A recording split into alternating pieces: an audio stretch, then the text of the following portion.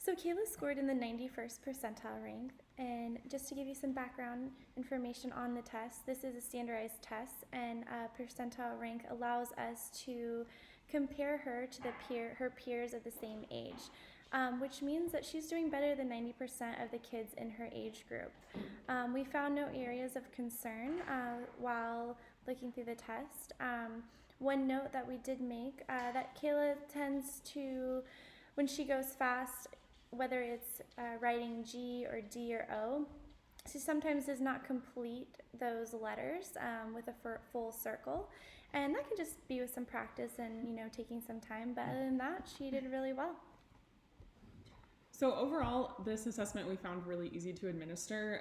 The pictures, I don't know how much you guys could see from the video, but you can hear us talking about it. There's pictures that I would feel that it would be really simple for a child to understand. I like that. We liked that they had the pictures to kind of correlate. In the manual, the directions were really straightforward, bolded, very simple to administer. What we ran into a little bit with the scoring, and I think just as students we're gonna have to get through scoring and learn that. We did mix up the scores a little bit, we had to go back, but overall once we figured it out, it was pretty straightforward. So that would maybe just be something you learn with practice, going through the assessment one time.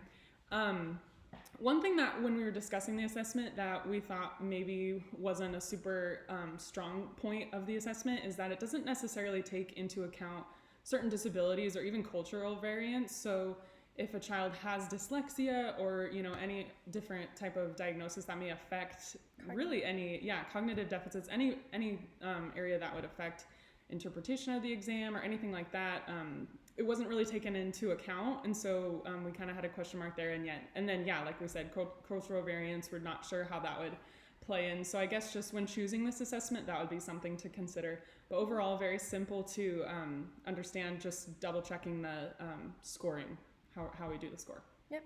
And also, just a side note, one of my favorite things that I've noticed on this, when you are scoring, it also gives you a visual, so you can kind of know where the child may be struggling down here and where they're exceeding up here.